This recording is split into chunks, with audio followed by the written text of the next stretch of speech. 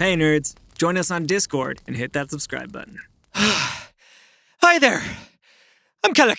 Flynn. Zika. Oma. And I'm your DM, Seth. Welcome to Venture Forth.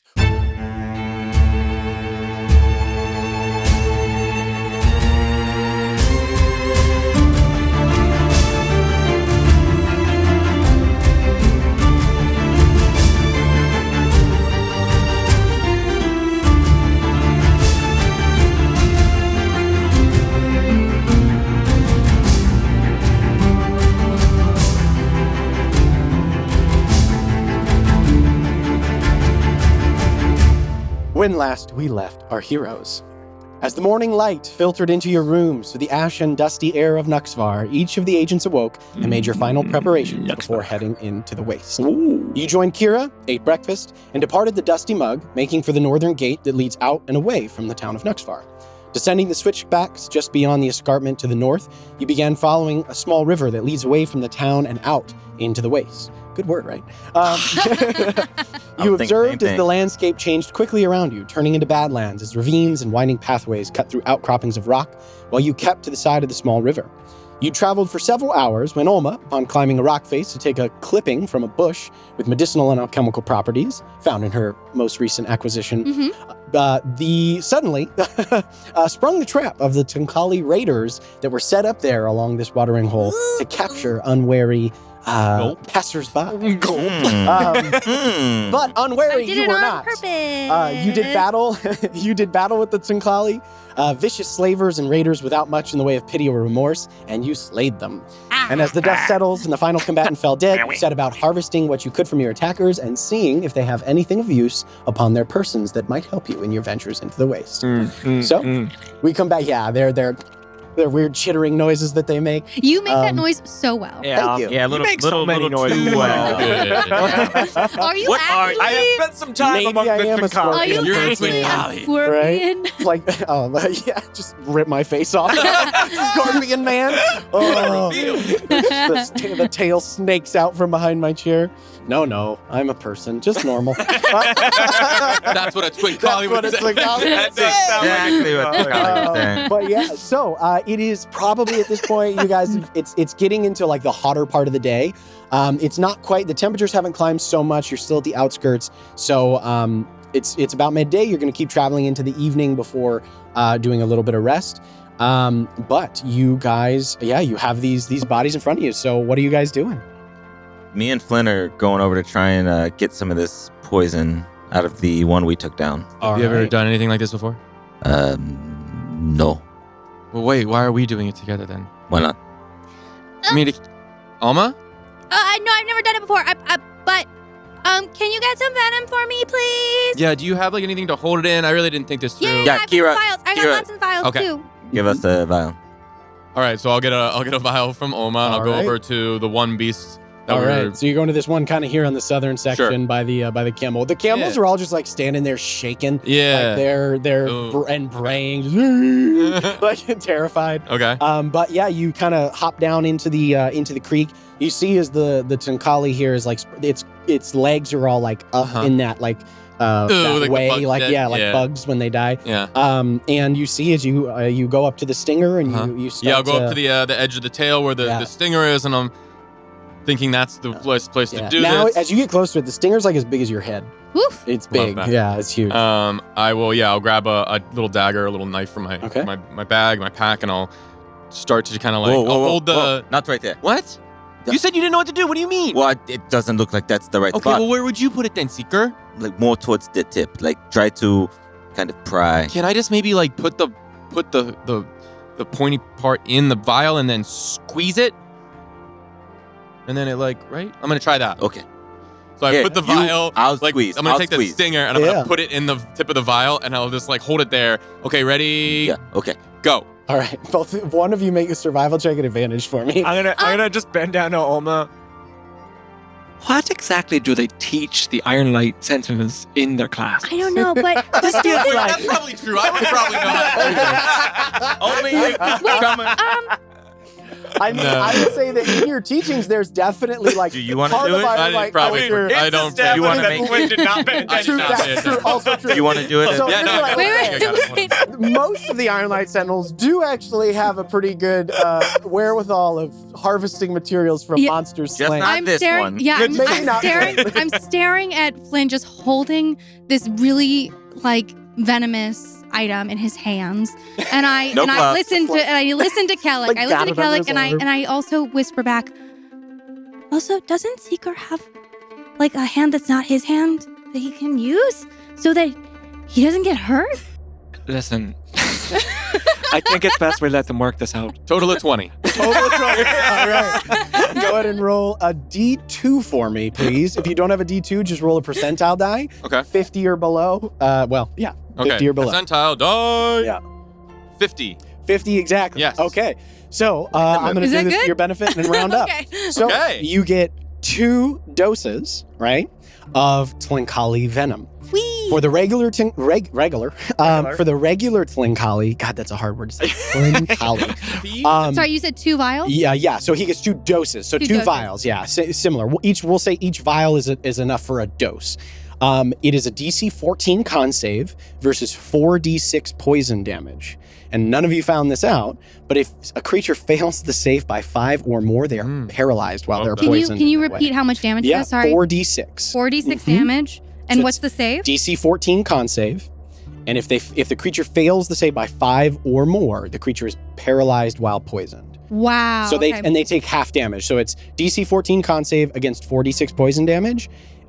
If they save, they take half of 4d6 and no other effects. If they fail, it's 4d6 poison damage and they're poisoned. Okay. If they fail to save by 5 or more, it's 4d6. They're poisoned and paralyzed, and then they Really repeat. good. They repeat the save at the end of their turn to end the Okay. effects. And I got 2 vials. So I feel like maybe I don't remember how the extraction process works, Yeah. but I know how to coat my weapon in a poison. Absolutely. Or in a venom. Yeah. So, So one dose can coat a single weapon, or it can coat 3 pieces of ammunition. got it. And how long does it take to coat? And then how long does it last? An action to coat, and I believe it lasts for 1d4 rounds. I think. And you roll it whenever you coat it? Mm-hmm. Okay. So yeah, it's so only it's an action to do it, and then if I remember correctly, it lasts oh man, I'll have to get back to you on this. Yeah. Of course I should have known this, but there is a time limit after which, like, if you do it too far ahead of time, it loses its potency. Yeah, So I like feel like a minute is something I remember, it's but I something can't like remember that. I'll double check, but yes, that might be pertinent. I think So it's like will- a minute, and that's why, because I remember having to do it like right at the beginning of combat. Yeah, you have to do it pretty 'Cause it, quickly like, goes because it away. loses its potency once it's exposed to mhm. air, basically. Yeah. Go ahead. No, please, Okay. sorry. We can. So you got the one of the regulars. I'm gonna go ahead and roll for Kira on the Tlinkali chieftain. So she gets out the vials and sets about trying to do the same thing. She's very good at this. Yeah, Yeah. okay. When you take one. for me, I give you a vial. Okay, you don't get one then. But I want What are you gonna put it on? Kira, so who's there? You guys are right next to Kira, right? So you see she very carefully goes in and is able to extract 1 dose of the chieftain's venom, and she puts it in her like she has a satchel and a bunch of different sort of bandoliers and things like that, where she's got knives and all kinds of crazy stuff on her. Yeah. So she is able to do that, and then is going to move over to the shaman. How many more are left? So there's 1 more regular Tlinkali, and then the Tlinkali shaman. Let's go. Do you want to go to the other regular one? Yeah. Can we go to the other regular one and try and do the same thing? Yeah, sure. Okay. If you guys want to, absolutely. While they're doing that, I can't remember if you told me how many pods I got of the flower last I time. did not. Let me double check. Ooh. Let me double check. Very cool. Is it It's twin. Tlinkali. Flynn. Flynn. Tlincalli. Oh, It is wait, a You got to throw up in very your mouth a little bit. interesting. Yeah, I would add TWL. Tlincalli. It's a very Tlincalli. interesting. Tlin. Tlinkali. Like yeah. Flynn, but Tlin. That's like Flynn. There you go. Tlincalli. Okay. Flynn Tlincalli. That word makes me feel like I can't talk. I'm just gonna say scorpion people. Yeah, bright red flowers near the river, which Scorpion are boys. I forget Scorp what those boys. were. Scorp boys. They Mhm. were. You're being. Mhm. Okay. Oma, Type. go ahead Type and shit. roll a d4 for me. Skibbity scorp boy. What are you doing? Shh. Yeah, that one of those episodes. Buckle in. Oh, one. Buckle up. A 1. So you're able to get one good You gonna roll again for harvest of Dracus flower. It's not each flower is a dose, Sure. but like this, and it has less to do with you and more to do with just like the kind of random availability of what's on the that bush. are harvestable. Yeah. But yeah, so with Dracus flower, do you remember what you can do with it? I'm looking for the sheet that you gave me, All right. and it's not coming up. But That's okay. So no. Do you want to tell me? So as you Oh, wait. as you look through your book, we'll say you pull it out and you kind of start to look at it to figure out exactly what this thing can do. It allows you to change poison damage to fire or acid damage, but a target can still be poisoned, even though the Dracus flower can basically transmute the energy Okay. type, but they can still be poisoned even if you change the damage to acid or That's fire. cool. So it basically is an amplifier of toxins. Yeah. Cool, but it does not ignite. It doesn't cause harm though. Mm-mm. It won't like ignite or anything Yeah. like that, and like Damage. you can't light anything on fire with it. Mm-hmm. But I can do that damage. Mm-hmm. That's cool. Got it. 46 poison damage, right? Poison? 4d6, yeah. Well, I'm sorry. So yeah, it can ignite like a little bit, create Okay. like Yeah. sparks Yeah. with a modicum of like you rub them together, and they can. Here, I'll just read you. Very cool. This bright red and pale green flower can be found in temperate and warm environments. It's a natural favorite amongst entertainers due to the petal's ability to ignite with a moderate application of friction. So a lot of like showmen use it for Yeah. magic tricks and things like that. The ignition does not cause harm, but instead creates theatrical sparks with the ability of light and fires and creates a Nice. little bit of Okay. warmth. And so if I So- add it to a poison, You can transmute the type of damage that it causes away from poison to fire, which in this case might be very useful for the poisons you've recently found, since a lot of stuff out here is resistant or immune to poison damage. And how many poisons can I? With each harvest, you can change one Cool. dose of poison. So, for example, they just got one dose, and you could change that dose 2. to be able to inflict. Oh, you guys got 2. That's right. So you could change one of the doses to be able to change over to fire or acid. Okay, thank you. Mm-hmm.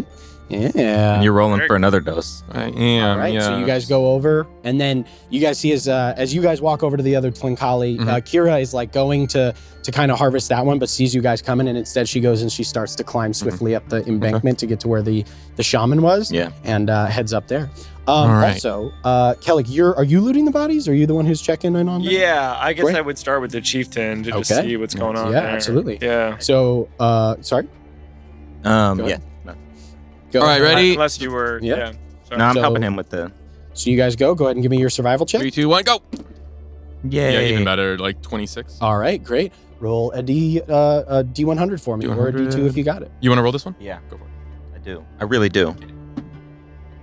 That's good, I think. It's under 50, 40, right? Under 50? Yeah. All right, so you get one dose. Oh, Mhm, I rounded up. on- it was either we one or wanted the two. It other was way. either one or Oh, two, okay. basically. Well, So then you get one. yeah. So you get one Yeah. dose, 2, one 3. now you have one. So Yeah. you have a total of 3. Yeah. Now we each get one. All right, Perfect. Go ahead and just give me an investigation check. You're going to find all of it. It's just a matter of how long it takes you more. Should have put it down in your inventory that you have twin collie venom, a vial of twin collie And you venom. start with the chieftain, you said, right? Okay. Investigate. Mm-hmm. Sorry, math. There you go. Ooh. 15. 15? Okay. Yeah. So you start with the chieftain first. Okay. Yep. And as you go over to this body, you can see like the thick chitinous limbs and arms, and it's very fascinating. It's like this gold like sheen that blends in very seamlessly with the sand and the rock here. Like it when these creatures are still and like splayed on the rock, you get the sense that they're very difficult to see. Just the natural camouflage that blends in here, and they kind of have these interesting, like very like angular, peaked faces with like these multitudes of like small white eyes, almost kind of arachnid-like. Oof. Just yeah, and you can see that like they have all these like fine hairs around the sides of the face that help them attune to like subtle shifts in wind current and probably act as these sort of extrasensory organs. That allow As them I'm to doing, perceive. I will sort of take note of that and like Oh. lift the head and turn it and just try to like just out of medical curiosity, be just taking note of the anatomical These differences. are bizarre creatures. Yeah. They're like, everything is very peaked and angular, and then you see that they, like, for Kellic with his medical knowledge, probably like some of these like fine hairs act as like whiskers do on a lot of cats, where it allows them for like spatial sensory. Yeah. But yeah, they're and like the plate that covers their bodies is very hard. It's very dense, very hard. But as you look and you kind of make your way down from the face into over the chest, and you get down to one of the wrists, and you see it's not finely made, but it's kind of crude, but like a thick gold bracelet inset with uncut garnets, that's like around the chieftain's wrist, like a cuff, basically. And then as you're looking, they do have like, it's less, they have clothing, but not in the, it's to cover up certain parts of the body. And rather than like an effort at coverage, it's more about like carrying stuff, right? And you do see that in like this kind of like interesting sling that's kind of around the chieftain's chest. As you're sort of shifting it around and looking over the body, you hear a faint like clink. And you pull out like what looks like a vial with a very dark, thick, like it's such a deep purple, it's almost black, like syrupy liquid inside. Yeah. Some form of vial. And you also pull out what looks like, once again, like not super fine, but a very like harsh statuette of a scorpion that looks like it's carved out of some kind of bone. Okay. Spooky. It's his wife. Yeah. Interesting. Does this? Okay. I don't think I can tell that from just looking. Yeah. Oh, like you're curious to see what kind of bone it's made from, maybe? I'm very curious about that whole statuette, but I think I will. And while the raw, I think Kellic has probably been around enough. Yeah. Actually, I interesting. Maybe not. The weight of what I will say is Kellic probably is able to ascertain like these are somewhat valuable, if nothing else for the raw materials alone. Sure. Oh yeah. If nothing else for the raw materials. Yeah. I'm gonna go ahead and roll a survival check for Kira. As you kind of hear her up there going at this shaman. All right, and she's doing the venom extraction on the shaman. The shaman, Cool. yeah. All right. Yeah. I'll just mutter to myself, Revelare Arcanis, and I'll cast Detect Magic while I'm here, especially looking at this bone scorpion. The bone statue? Yeah. Okay, cool. As you cast Detect Magic, there is a couple of things. You notice that there is a very, very faint arcane aura that comes off of this statuette. Not in the sense that it's innately magical, but in that it's of actually sufficient quality and something about the raw material. Yeah. That it could likely be used as a material component for certain types of spells. Okay. Like the statuette is valuable enough, Yeah. and made of enough like the raw material present in it is sufficient. The necklace is, the bracelet is mundane. But you do see and then just kind of looking around, one of the other things you notice as now Kira comes down, you just naturally maybe look over to her at some point. Yeah, I mean, sure. this lasts for 10 minutes. So at some point you see her and you see that the bow she carries is very innately magical. The armor she's wearing is magical. And then her, the cloak is also very magical. Sure. So she has a collection of magical items on her person. And other than that, as she comes down though, she's carrying what looks like a pretty large staff that the shaman held. And as you get as she gets closer, you can see that it's made from this like vibrant red petrified wood.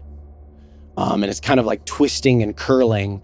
and that glows. That does have a bit of magical latent energy within it. It is some kind of magical staff. Cool. That'd be cool for you. That'd be cool for either of you. I mean, A lot of magic. I have a staff Mhm. already, so I'm good. Speaking of, I know what you're gonna be doing. I will, as she comes down, Kira, let me take a look at you. It took the brunt of it there.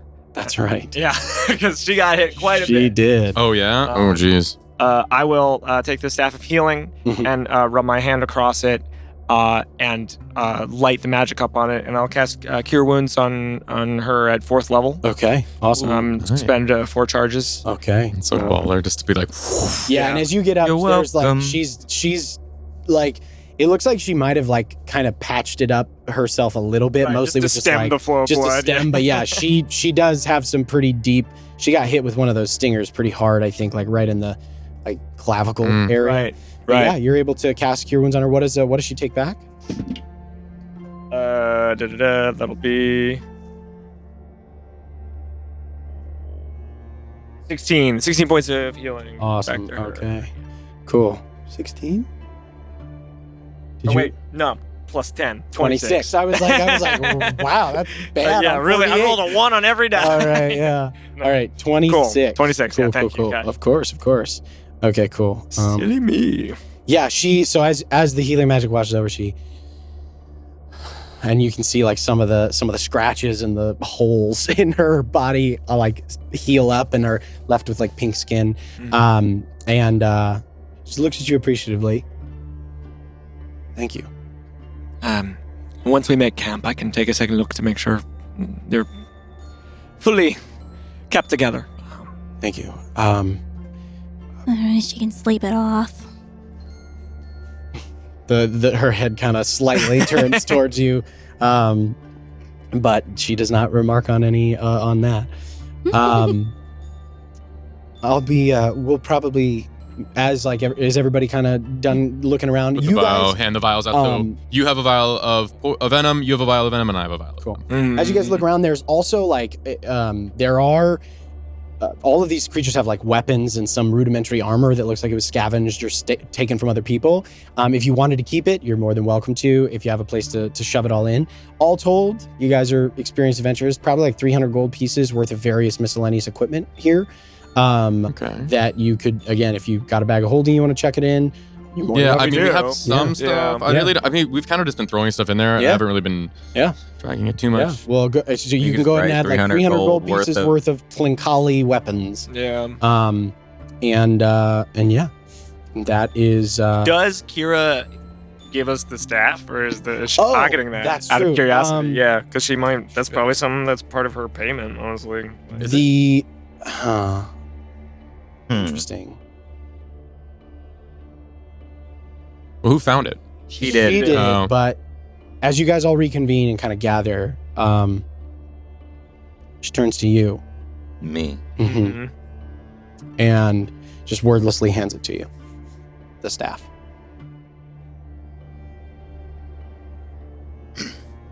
Thank you.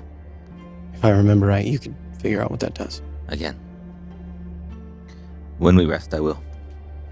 Which will be somewhat soon. I want to. Our schedule's going to start shifting into sleeping or traveling at night and sleeping during the day.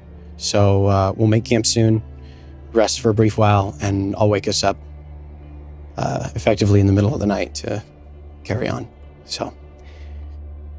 Okay. And she turns to you, Kellic, and again nods her thanks. Did you find everything? We did pretty good. We've got three. Yeah, we got this, and we got some more venom vials. It was pretty easy. I mean, She smiles ruefully. All right, well, maybe I'll let you handle the chieftain next time. yeah. Is it better poison? Venom? Yep. And she just starts walking away. Wait, let me watch. Um, I'll follow. I'll kind of try and like annoy her and follow her. yeah, all right. Get back up on the camels. Yeah. Get back up on the camels. Kind of give mine a few Are pets, they calm it down a still little right- bit. Yeah. Oh yeah, they're still like freaking out about things. Yeah. But I'll just real quickly circle them and grab my my sigil and just kind of pat them and just say, "Be still." And I will, as I'm doing that and talking to them, I'm gonna cast Twilight Sanctuary, and it can remove Charmed or Frightened, but like just trying to use the sphere of energy that comes off to calm them as I'm speaking to them. Calm down. It's okay. We are here. We won't let them eat you. Okay. Over the course of the minute or so, you can see the trembling in most of them ebbs as like the twilight and the darkness kind of allows them to like not see the corpses anymore of the creatures, and after a short time, you're able to mount, and without too much fuss, they do a little like moving around on you, but you guys mount up and leaving the bodies of these Tlinkali behind you. You head deeper into the wastes. Yes. You guys travel for probably only another 3 hours or so. So it gets to be about 4 o'clock in the afternoon. And Kira calls to a halt. She leads you into a series of the narrow slot canyons and stuff, a little bit off of what now has gone from what was kind of a relatively easy to follow path. The river has dwindled to like a trickle now. Yeah. And she uses the opportunity to refill everybody's water, whatever has been drank or consumed thus far, and then leads you guys kind of up and away just a little bit from this the pathway that the water creates, and up into the cliffs where you can see like there's these just overhangs that go back maybe 15 feet or so, just to get you out of the elements and into the shade, and begins to set up camp for the evening. And you guys see as the sun begins to kind of crest and fall below the horizon, the temperature begins to drop precipitously and quickly. It goes from like pretty hot where you're all sweating to suddenly like you feel the sweat cool. Over the course of like an hour, it's dropping by like 10 degrees, 20 degrees. And yeah, it goes, the temperature swings in the waste are wild because there's no water and it's all land. So from the daytime to the night is pretty intense. And Kira says as much. Basically says, I know it won't seem like it, but the temperature drops incredibly fast here. Make sure you're all bundled up. And she begins to pull out like what looks like dried kind of, it's not wood, but there's pellets. And she uses like a tinder and flint to light those on fire to create like a very small flame. There's obviously not a lot of wood around here, but it looks like these pellets are something that she carries with her as a fuel source for fire, and begins, cooking dinner and getting everything ready. But yeah, the evening is your guys's. You have several hours. If you guys want to spend 4 hours doing some downtime activities, you're more than welcome to spend those hours. But you will be woken up probably at about 2 or 3 in the morning, and then travel through the beginning part where it's still dark. Do we need to do watches, or is somebody like Probably have to, right? Yeah, for sure. Yeah. Kira will offer to take first watch. And then I'll stay up with you. If anyone has anything they need me to check, I'm going to check this stuff, and I can do that during their watch. I'll hand Seeker the scorpion statue. Don't think there's anything particularly special going on here, but it's curious. So Okay. worth a shot. Yeah. Okay. Excellent. So you hand over the staff, or the statuette rather, to Seeker. Yeah. Okay. While she was cooking and getting things situated with the fire, and I realized that we would have, that was like our stopping point. Yeah. I would have pulled out my Iron Light Bestiary, and I would like to spend an hour. I think I need to spend a short rest. I would like to spend an hour to write down the Tlinkali into my bestiary. I'll write down all of this stuff about it, resistances, how they fight, their venom, and all that kind of stuff. Yeah. If I may, I would give Flynn whatever kind of knowledge I got from just sort of checking out the anatomy of it. Yeah, I'll ask around. I'll ask him some Like insight. just seeing that he was sitting down today, I might hop over and be like, "Oh yeah, make a note of it." Yeah. Where are the weak Well, points you're- that you noticed? Yeah, like finding the weak points between the armor, Mhm. obviously the resistance to poison. It looks like a lot of the things that, Oma just blasted them with lightning. But Seemed to work. Yeah, right. Hey, I didn't use my belt though, did it ain't I? broke. I You did used not. No, no. you used chain used lightning. chain lightning, Yeah, you yeah. chain lightning the shit out of them. Yeah, I'll add them to my book. Yeah. So you're able to do a quick sketch and by the end of it, like you have, like the chieftain, bigger, broader, larger stinger, the shaman, with her like spooky rags hanging off of her and her staff, and then the normal kind of Twinkali soldiers rather, the spike chains and depictions of their weapons, all the things that you need to write that down, as well as tips on harvesting the poison from them. I want to start a potion, but I want to ask whether I can make this kind of spell into a potion. Okay. I want to try and make a mage armor potion. Okay. It's a level 1 spell, Yeah. and I don't know whether how I would make that happen. Like, do I need to be able to cast mage armor in order to, or do I just need to be around someone who can cast mage armor? I would say that yes, someone would need to be able to cast mage armor. Someone would have to be able to cast mage armor. Does anyone cast mage armor? Rodney, do you have major? I used to did. You You don't swapped have it out. You I don't don't have have it? it. Yeah. Oh, okay. Yeah, I don't technically have it anymore. Okay, no worries. Yeah. I was just curious. So.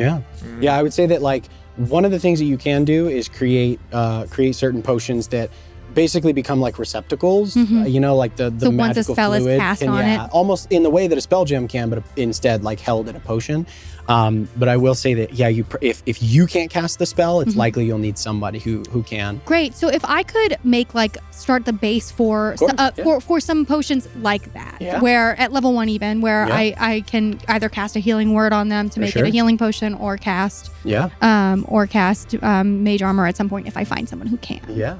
I will say that I'll make sure to revisit it, but I'll say that like off the top of my head, it seems like 8 hours of downtime. It feels like a fair exchange for a potion that can do the same effect as like a level 1 spell, like that. And so you can add. I will say you can add. 4 hours. Basic potion. I think you have it's in there, right? It's 1 day, 8 hours. Yep, Common, right? Is 1 day, 8 hours. So uncommon would be 3 days. So that just depends on whether you would call a level 1 common. Yeah. So spell effect. Okay, sorry. Spell effect potion table. Here we go. First level is uncommon. So sorry, it'll take 3 days. That's fine. And the benefits, though, of course, of it cantrip. Okay. are that if you cast a level 1 spell into a potion, it's non-concentration for the duration. So you don't have to worry about concentrating on it. Mage armor is not anyway, but there are certain spells, for example, Bless, right, that you could take and have concentration free. Although the potion would only affect one person, that effectively would be a potion of heroism. Right. But I think you understand the intent there. I absolutely do. Cool. I absolutely I mean, do. there's a couple cool ones. Yeah, That's really cool. There's some solid first level dude, protection from evil and good. Huge first level Dude, spell that God. requires a concentration.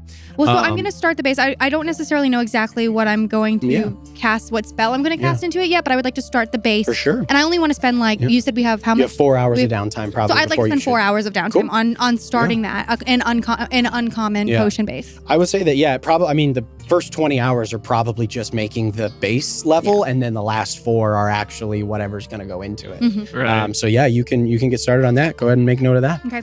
Thank you. Of course. But Kira takes first watch, and she kind of walks over to the edge of the kind of embankment that you guys are on. You see as the hills kind of fall away from you guys. She led you kind of up high so that she can keep an eye on everything.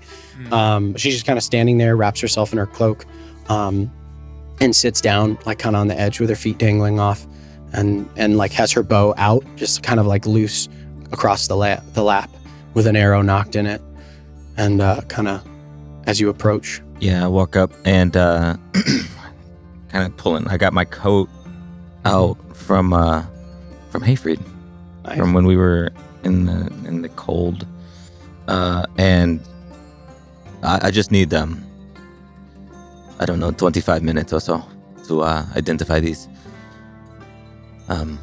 But just grab me if you need me. Okay. And I'll sit down and I'll pull out Silverwind and have it kind of out and ready next to the items in case I need it. She eyes it appreciatively.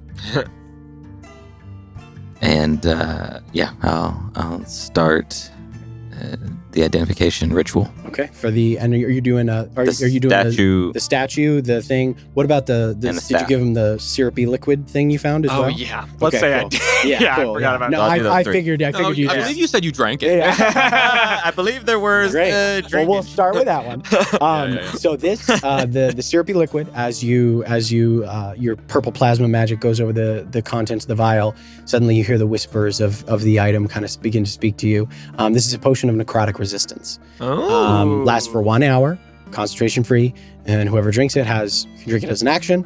You can drink it as a bonus action, administer it to another as an action, and you have necrotic resistance for 1 hour following the imbibement of the potion. Okay. I like better hold on to that. The statuette. The statuette of the scorpion does not have any latent magic within it, but it can be used as a spellcasting focus for druid it can be used as a spellcasting focus effectively. So it's of enough value that it can be used as a spellcasting focus. And you gather that the kind of faint magical aura from it, interesting. I think the identify would probably tell you that the bone that it is carved from belongs to some. It's not like words come to you, but instead you just see like sand shifting beneath you in like a huge area. Like almost you just see like something kind of breach momentarily under. Okay. Like sand in front of you. Got it. You can almost hear this deep rumble. Yeah. As something passes. moves underneath the earth. No. There's a sense of potency and power, and just like latent magical energy inside of whatever the bone of this creature is. That's cool. And you gather it's probably worth about 100 gold pieces.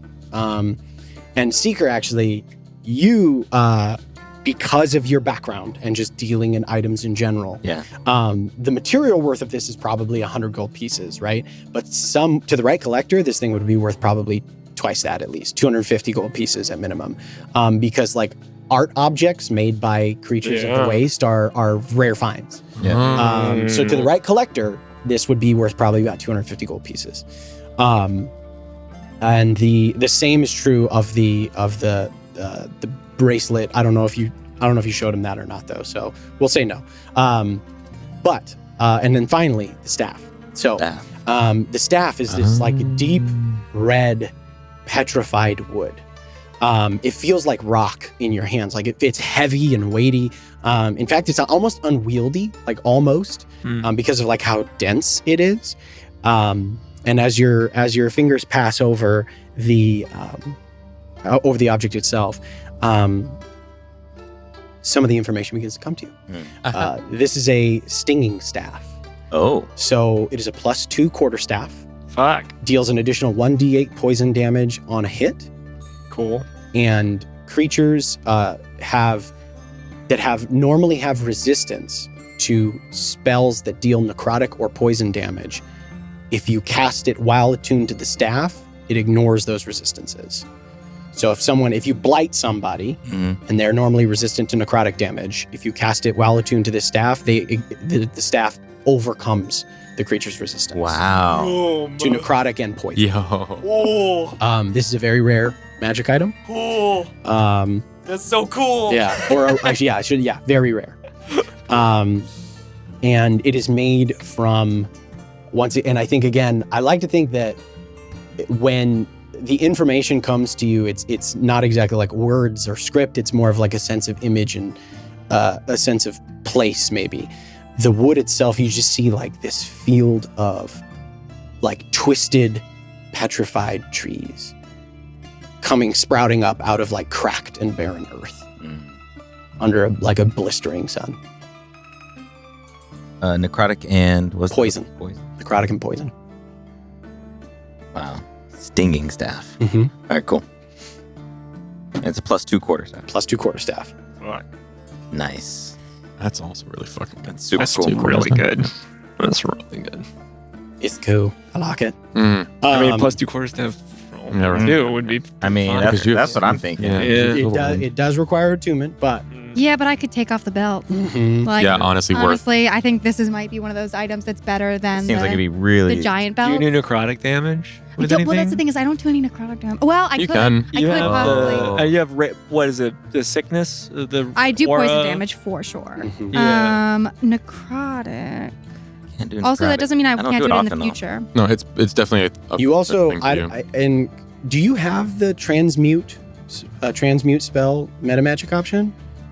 don't Not yet. believe No, so. because the Okay. last one she took was heightened. Yeah. Yeah. And then you, No, I took heightened. Yeah. just to confirm, and you took just to confirm, you did take the additional granted by your amulet.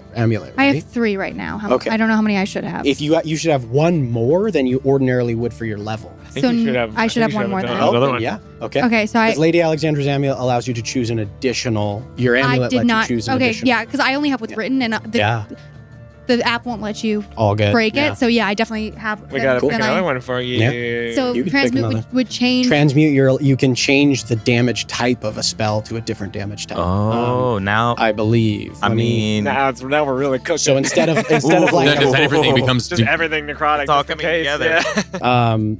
Yeah. now magic in the waste for Oma becomes. really well.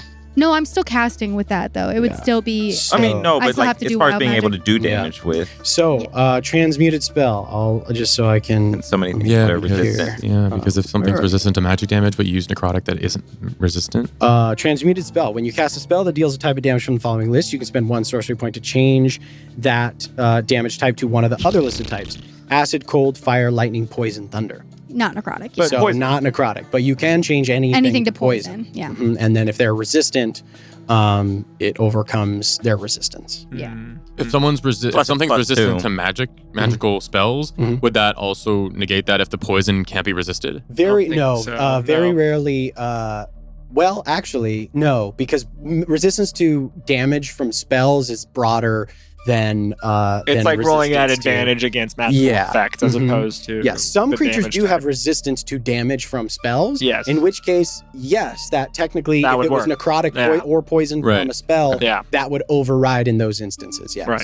Because specific Mm. always overrides general in 5e. 100. So yeah, I mean that's what you are able to So I glean. could turn all of my. So basically, I could do burning hands, but it's poison damage instead of fire. I wonder how that would look. You can turn it into poison. Or You can turn it necrotic. into poison, That's so thunder, acid. You can turn it into Oh, any yeah. of those types. Oh, You could do With the That's staff. terrifying, No, with the actually. staff. I hate it. Well, with transmutation, I can turn it into anything. Yeah. anything, yeah. But with the staff, The it would staff make makes more it- sense to Yeah. be necrotic or. So you could turn burning hands into poison damage and then override resistances to poison. Plus, also it gives you a +2. So whatever it is now, does that increase it over oh no, 20? sorry, it's No, that's not just her. only when that's not used- to a spell that's That's save, only it's when to used the- as a hit. a It's a hit, weapon. yeah. It's a +2 Oh, weapon. okay. Yeah. So if but you it bop is like a somebody monk with- weapon. But I don't. Okay, here's the question I have. Yeah, If I have it but I don't use it as a weapon, is it still considered having a weapon? Because if I. as long as you're attuned to it, Well- said it overcomes the. 1 second. Because isn't unarmed strike Mhm. when I'm not. Oh, unarmed strike is still fine as long as. I yeah, can have if, weapons if you on have me. it on your back, Yeah. like It's you equipped, don't, it's it's not. you have to be wielding a weapon. That's right. That's the distinction there. So Yeah. yeah. 100. So I can't Yeah. hold it and then punch and Yeah. do the amount of damage that I would do as an unarmed, but I, Mhm. okay. Correct. Yeah. But you can keep it on your back and still get Mhm. the spell effect. That's And I right. could still bop people with it because that's probably better than Yeah. punch With anyway. the +2 to everything. Actually, Well, how 'cause- much and does the it's a staff? monk weapon too, so you could use your dex D6. for it, and it's It's a a D6 plus, and then it does. So it's a D6 Plus your two. dex, plus 2. plus 2, and then it also deals an additional 1d8 poison damage on a hit, which Yeah. again, if you're resistant, doesn't matter. No, it's great.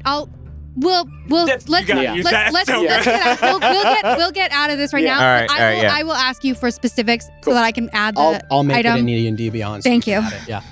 Yeah. But we can. I don't have it yet, guys. Damn. Not yet. It's not mine right Oh. now. Rodney can keep it if he wants it. That's I mean, right. That's Seeker true. can keep it if he wants it.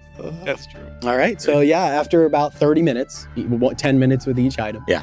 Kira. 11. Oh, there you go. Oh, right, 33. because ritual. Yeah. Yeah. So Kira does not bother you or say anything during that time. Just silently sits next to you until you're finished. When I'm done, silently as possible, a magic invisible hand goes to the opposite side of Kira from me and like taps her ear, like very lightly taps her ear. Okay.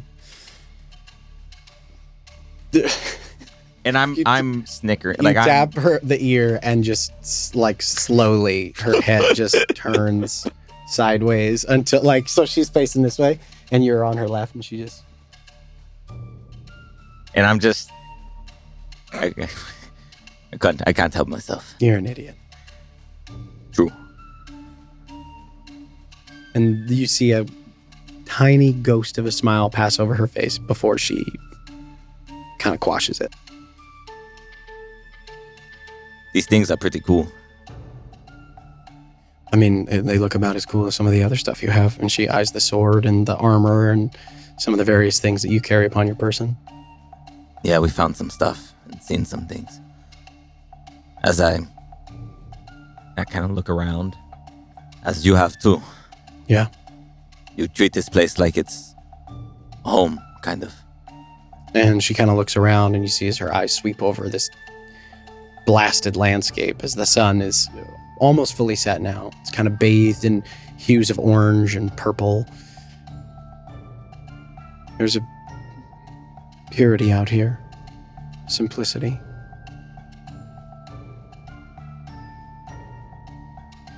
Like a really deadly simplicity. A very deadly calculus. Do people live here? There was those scorpion people, but are there other like people that live cities and Cities is maybe generous, but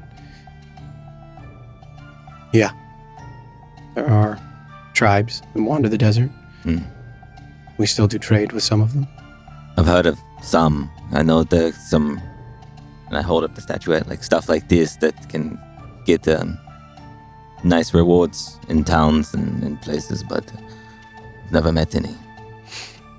That's what I do. Come out here, bring things back, sell it to the highest bidder. What's her? She's like serious. Is she stiff? What's her body language? Ooh.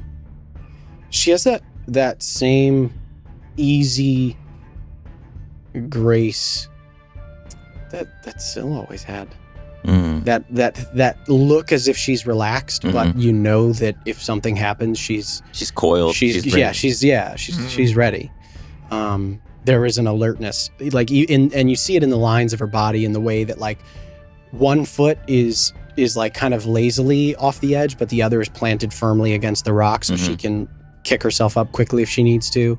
You know, she's got one hand that's like off to the side, the opposite hand, so she can vault herself up if she needs to. The grip on the bow is not like lazy, it's firm. There's just a few telltale signs that she's trying hard to look relaxed, but is not. I'll step closer, and I'm gonna offer the dagger that I just got hilt first. Check this out. Kind of big for a dagger, but really, really cool. And Kira's curiosity has always been maybe her her fatal flaw, and one of the reasons you first found her, why she got into so much trouble. So she like looks at it, narrows her eyes, and then takes it, kind of like almost snatches it like really fast. I smile. And she does the finger flick where it flicks across the hand. She flips it over in her hand a couple times, like chucks it up into the air, grabs it. The balance is amazing for that size, isn't it? Yeah. And then she holds it up and like holds it against the fading light, and you can see the darkness in the hilt. It's like kind of shifting and moving. Yeah, you've certainly got some new toys. And then she looks at the earring and some old ones. And some old ones.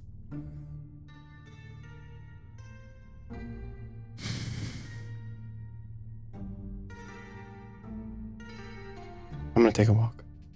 Okay. keep watching. She inhales to say something, stops herself, and then gets up and leaves. And after I say that, I start...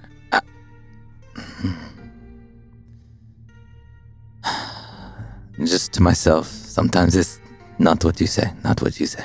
Just, okay. And just, I'll watch her walk off. Mm-hmm. Yeah. You notice even as you watch her move away, you don't hear her steps. She learned well. And learned from the best. But may take some time. Yeah. So your watch kind of carries on. Kira, after she walks off, which this is only about 30, 40 minutes into your guys' watch as the rest of the AOR have bedded down. Kellic, how long do you think it takes Kellic to fall asleep? Ooh. Out here. Out here. What is so it's very cold. Uh-huh. That's not too much of a burden. It's like a dark night, I assume. Not that long. Okay. Not that long. I would like to, if I may, course. just in that time, have cast a third level healing word on my spell gem. Yeah, absolutely. So just to have that in Cool. there. All right. Yeah. You have in the spell gem, you have a third level healing word ready, locked and loaded. All right. As you do that, and you bed down for the evening, you find yourself like bundled up right as close to the little pellet fire as you can get. As you're kind of like sitting there and sleep is maybe just beginning to crawl in around the edges, you hear a voice as you receive a sending. Kellic, it's your mother. Word has spread of your encounter with Famir at the altar. Congratulations on making Ka'a. I'm proud. Your name is cleared in the records. That's it. I didn't do it for you. I roll over. There's no follow-up. You roll over and find your way to sleep. Ooh. Kind of like nestle into the sand a little deeper. All right. Feeling cold and being cold. Yeah. But your watch, Seeker, and Kira's carries on. She is gone for some time, a couple hours, before eventually she comes back. Who's taking second watch? Whoever you wake up. Yeah, whoever we didn't decide. Oh, that right, whoever, right. I'd So- wake up whoever you said- think. Oh. It's Seeker. Oh my God. Words. Whatever. Yeah. Ignore me. Whoever Seeker wakes up. They're not that important.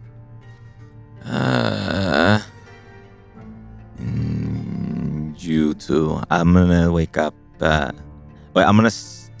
will start to wake up Oma, and then wait. She doesn't like the middle. Okay, Kellic and Flynn. Okay, and I'll walk over to you, Kellic, and hey, get up. Oh, there's sand in my hair. Good news. Good news. This statuette. Will let you cast. I can't even. It's not really. It doesn't do much. Grand. Thanks. It could be a focus, Oh, so we could sell it for a lot. all right. Interesting. Oh, and this. Now hand you the vial. It's necrotic resistance Aye. for an hour. Huh. Suppose our scorpion friends have had to deal with the undead. Probably, because remember where we're going. There's supposed to be a lot. Aye. So That was the connection I was making as well. I'm tired. Yeah. It's a good, reasonable thing to be after today. walking through the sand, it feels it's quite a bit less efficient than our normal travels. Thankful for these beasts. Spraying in the corner. And I'm just gonna send my mage hand over to just rustle Flynn's hair. No, I don't want any more sand. At that, I will take the mage hand down to cup some sand and just kind of just drop it on Flynn. Oh, man. I fear it's sand for the foreseeable future, Flynn. Yeah, and the middle watch. Well, somebody's got to do it. Yeah, all right. Not Oma. Never Oma. All right, get some sleep. We'll be up. What a big brother thing to say. Yeah. Oh, the baby. All right. Any trouble, Seeker? No trouble. Stuff. Really cool. Oma might like it. It does do cool stuff. It if you connect with it and you cast something on someone that is resistant to poison or necrotic stuff, it can override it, which is super cool. That is pretty cool. I like magic. Yeah, magic's cool. That is powerful stuff. Yeah. It's a strong staff. It looks made for swinging. Glad we didn't feel the brunt of it. No. It's heavy. You feel it? It's got good weight. It is, yeah, it's very Yes, it does. thick. It's dense. Damn. Dense. Yeah. All right. So you wake them up, communicate the information about the things that you were able to identify during your watch, and Flynn and Kellic take over. Unless there's anything you wanted to chat about. I also, like, as I'm filling the staff and hearing Seeker out about the watch, and any trouble with our guide. No, none. We talked a little, and then they walked off to scout, I guess. I'll look around. Are they Yeah. visible? Make a perception check for me. Could I do that as well? Yeah, when I go hear for them? it. Yeah. How dark is it though? It's dark now. Yeah, so Perception. 18. Is it disadvantage for Flynn? That's up to you. It's technically a disadvantage for both of you guys because it's dim light. well, dark vision. Love Yeah. it. Yeah. Yeah. But dim light still That's imposes. true. You can see in darkness as if it's dim light, and dim light imposes disadvantage. So you're at disadvantage. You're technically both, Okay. but that's okay. You guys are both good. They're within the firelight, I'll say, because I mean you're looking Okay. for her nearby. Yeah. You do not see her. Okay. With your roll 18, you don't see her. Wow. Okay. Well, she needs to. She needs to sleep, right? Like, should she come back? I mean, I feel like yelling is a bad idea. Aye, and well, she knows better than we do how Yeah. to survive out here, so She'll figure it out. we can leave it there. Just hope she doesn't. I suppose she has no cause to come back and slit her throats or Maybe anything only like here, that. but- We'll keep an Yeah. eye out, especially. I mean, we'll be watched. Yeah. We'll be on watch. You'll be fine. That's Don't right. worry about it. Don't let that happen. Yeah. I will be very upset if I wake up dead. Well, Fortunately, I don't think you shall. right. Yeah. All right. Well, get some sleep. Night. Your guys' watch, as you keep your eyes out, looking for anything, you hear, remarkably, almost nothing. It's like the silence almost is eerie in a way. Like all you hear is just wind. You don't hear any creatures or anything like that. I will say that at one point, you guys see like far in the distance, highlighted by the moon that is slowly moving its way closer and closer to the first full moon of the year. You do see like a very large avian creature of some kind, like off in the distance, very, very far away, that appears to be on the hunt. But even from this distance, you can see that it is quite large. And interestingly enough, your passive perception is pretty high. Like silhouetted against the moon, as it flies, you almost see like as if like there's a trail that comes off of it, like something is almost like smoke. Oof. Like something smoldering behind it. You think we could get? You think we can take that? I hope not to find out. What? Yeah.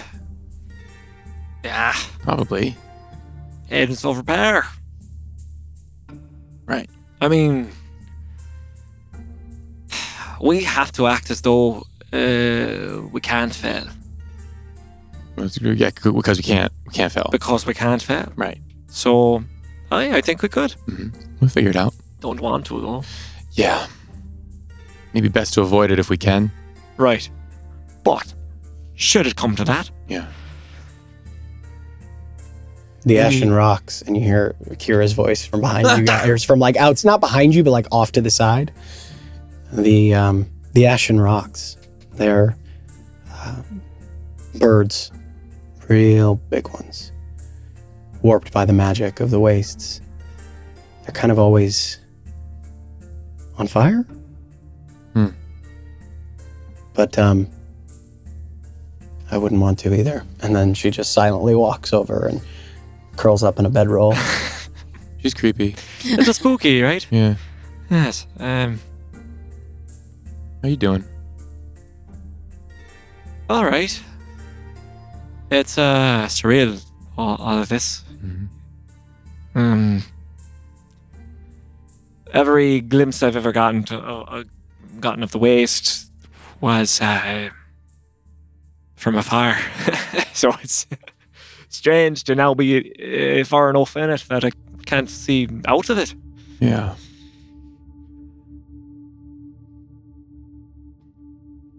Do you miss them? I know they just left. It feels weird.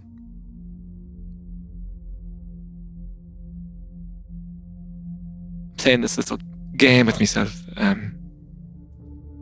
I could reach out to them. Basically, at any moment. But I want it to be important. I don't know. I think that's a good idea. I mean, if she hears, it might be a bad thing, you know? I mean, there's no news, then it's, you know, not bad news, because we're not giving bad news. So that makes sense. Don't need them to come back. Right. But, and I feel like if something bad would happen, we would get a message from an angel or Tremere or something. So I'm sure they're doing fine as well. Aye, the Queen has people who could contact us. Yeah. Right. Certainly. And the Queen has written Seeker directly, so that's also possible. I want to reach out to them every moment. Especially when we're just walking in silence. Yeah, I've been thinking about asking you to reach out too.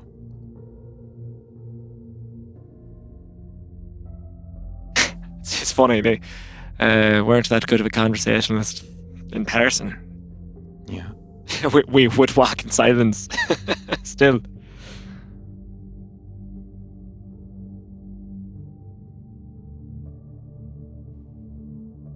They might die. Yeah. That's a possibility always. If Salix is unreachable, then who knows?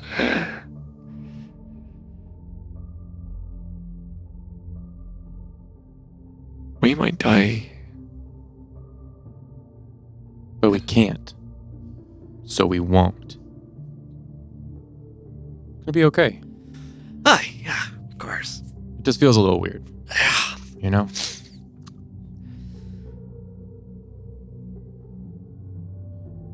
If it helps, and I'll go into my bag. Mm-hmm. I'm going to go to one of my books and I'll flip to the back pages. And at the back of the book, there's a piece of parchment that's been folded in half and stuffed in, almost like I've saved it there. And I'll pull it out and I'll hand it to Kellic. I don't really know what this will do, but but maybe if you ever start feeling weird again, maybe you can look at it and maybe it'll help. And it's an image that I drew a long time ago when we were in the void, and Kellic was being consoled by Thessaly, and Thessaly had her arm around. I drew them with their feet dangling off the void, and so you just see like the backs of you two sitting on the edge, and then just into darkness. After the conversation with Artemisia, after you guys captured her, Yeah. I recall this drawing is very, very good. We're facing a lot of evil and a lot of darkness. We're in this together. This is marvelous. Oh, yeah, I mean, I'm just glad you can tell it's you. Oh, is that me? I thought that was... No, yeah, it's actually, you're that one, and yeah, so her arm was around you. Oh, and that's Thessaly. Yeah. Oh, right. Yeah. Come on, it's not that bad. I'm just Okay. jesting with you, Flynn. I mean, No, it's beautiful. yeah. Thank you. You're in spirit, right? Aye. Yeah, she's with us. I mean, if you want to frame it whenever we're done with all this, you can. Well, Tess and I have talked about, building a cabin somewhere or something.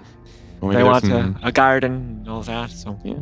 Maybe some special wood or something out here we can gather. Well, yeah, Seeker has that red staff. Yeah. That statue thing looked kind of weird too. I don't know. There's a lot of weird stuff out here. And Maybe that's why we feel weird. Maybe it's because we just are in a weird place. Well, this place is soaked in magic. When I was looking at these magic items earlier, and it's kind of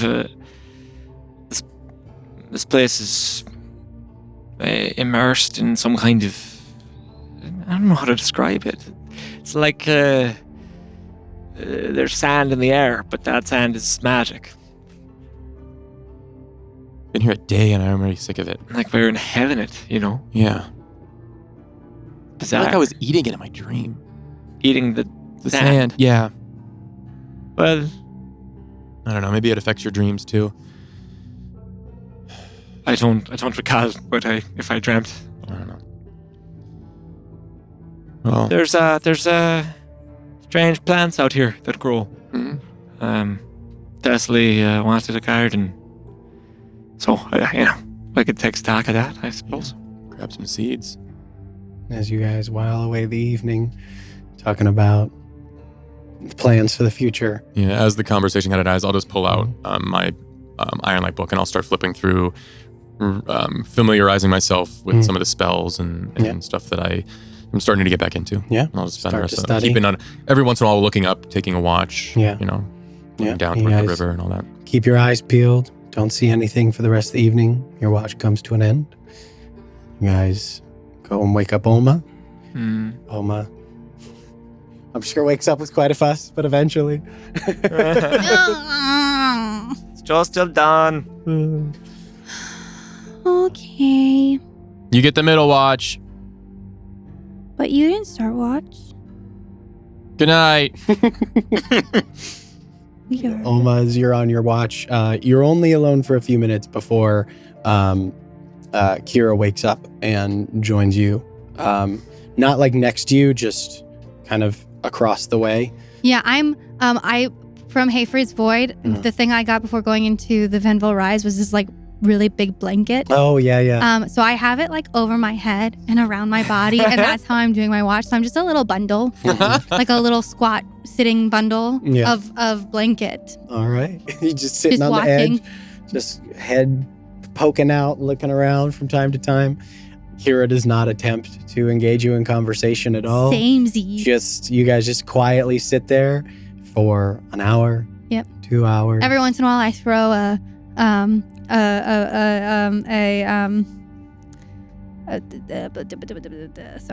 sorry. You're good. Every once in a while, I throw a little like control flames at the fire just to keep it kind of keep nice it going. and nice and big, Yeah. as big as we want it to be at least. Yeah. And That's safe.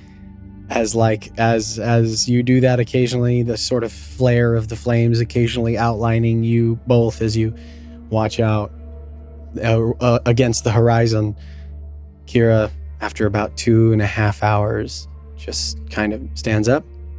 Still very dark out. The moon is now fallen. Mm-hmm. Time to go. And she rouses everybody awake. It's like the middle of the night. Mm-hmm. Probably sometime around 2-3 o'clock in the morning, maybe. And it's cold. But rouses all of you. She says, we'll push to the watching tree tonight. And begins moving. The what? The watching tree. That's what some of the tribes call Do we watch it or does it watch us? A tree from which you watch? Bit of both. Right. It's a as close as you get to a sacred place out here. And shoulders are packed and begins walking. Yeah, I pack up my my camel with my bag, and I still have the blanket wrapped. Yep. I'm Yeah. riding, A little bundle I'm riding on the camel. with a Awesome. bundled blanket. Yeah, I Awesome. definitely pull the hood up, Yeah. pull the cape closer to kind of like stay warm, Yeah. hop on and get going. All right. You guys go, you continue on your path. Kira apparently following whatever innate sense of direction and guidance she has within her. You travel for a couple of hours. The sun begins to lighten the horizon in the east. And I would like somebody to roll me a percentile die, please. I will. All right. For your second day of travel here. Yeah, I think I did the first. I did the first You one. did Yeah, you did Yeah. the first one, yeah. Way to go. Easy. We got I'm Venom. gonna use the tower. There you go. 20. 20, all right. Oh wait. Yeah, Yep, 20. that's correct. 20? Okay, is it 20 and then Is it plus? dirty one's 20? Do you want to do the Yeah, ones? do the full. Okay. mhm. One's Do plate. the one. Oh, for it's a me. percentile 20. Mhm. I need a 20 and I And a need 10. a 10. We'll just roll the one. Just the roll the 10, Mhm. yeah. You can just roll the 10, whatever you want. Oh, just the Just 10. roll the just 10. the You already got the 20, yeah. 8. 28. 28. All right. So you guys travel throughout the day. You get to very quickly, right? The sun begins to rise and immediately the temperature begins to shift upward. Mhm. It's remarkable, again, how quickly the temperature shifts. And with that comes like strong gusts of wind. Mm-hmm. Those rapid temperature changes create these like almost howling winds that like wind through these canyons and like these strange sort of depressions that you find yourselves in. You guys travel throughout the morning. Several hours go by, the temperature slowly begins to rise, and it's getting to be like, you can see the temperature as it climbs up. It's starting to get towards maybe about noonish, like 10 or 11. And Kira turns to you guys. She says, if you guys can push for another hour or two, there's a safe space to rest, not too far away. Safe sounds good. Lead the way. Yeah. And you guys push for another hour or two and continue on through this like canyon area. Again, like you have these kind of like spires of rock that jut out and away from you, these narrow canyons that you have to navigate pretty regularly, always kind of winding and going in different places. Sometimes you totally lose the sun and it's hard to place directionally where you are. If not for Kira, like you can very quickly see how difficult it is to navigate this space and how quickly you can get lost. Because it's, again, you lose the sun and suddenly you're turned around. Sometimes for like hours at a time because of just the nature of how steep and some of these canyons and the features of the rock are. But eventually you kind of come into a break from these rocks and you see as a depression goes kind of like, you kind of hit almost like the edge of something. Maybe like another level in this kind of like series of canyons and plateaus that you find yourself in. And as the canyon kind of opens up in front of you, you guys see something rather beautiful that expands outwards and away from you guys. Ooh.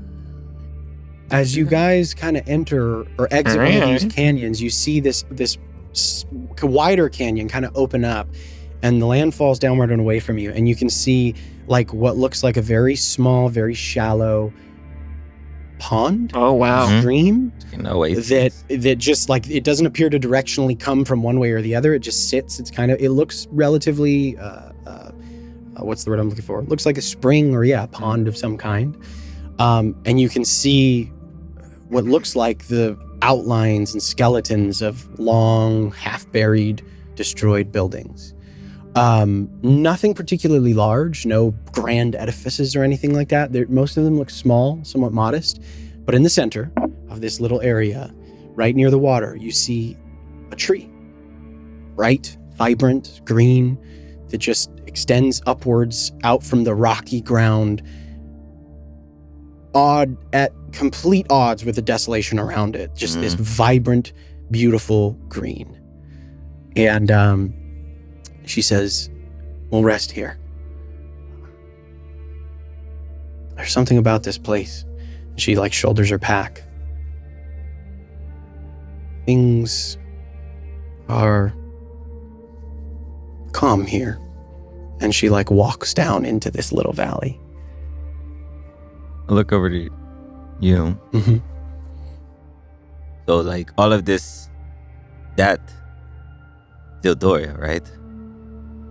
And is all of this theirs? Do they claim all of this because it's outside? And because it's outside.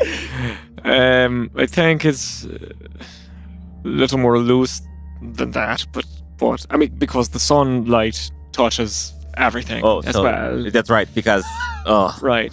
So it's not Alphamir, but it is a shared. It's Alphamir. No, I guess at some point, yes, because the seeds would not grow without Alphamir's light. So, if in a sense, but yes, I mean this. I assume Shreya would be very inspired by this site. Yeah. We love all the gods equally, and they all do their own stuff, and they work together. Nobody said that. Oh, shit. But it's a sight to behold. It is. It's kind of nice with everything we've been seeing. The harshness of this place. It's anomalous. See this? I'm surprised that there's not normally places where creatures would drink, or places that they might be hunted. So I'm surprised to hear that it's calm. And as you look, actually, you can see that there are creatures around the edge of the water. You see what looks like mostly like birds, a couple of small critters, but you see one thing that sticks out to you immediately.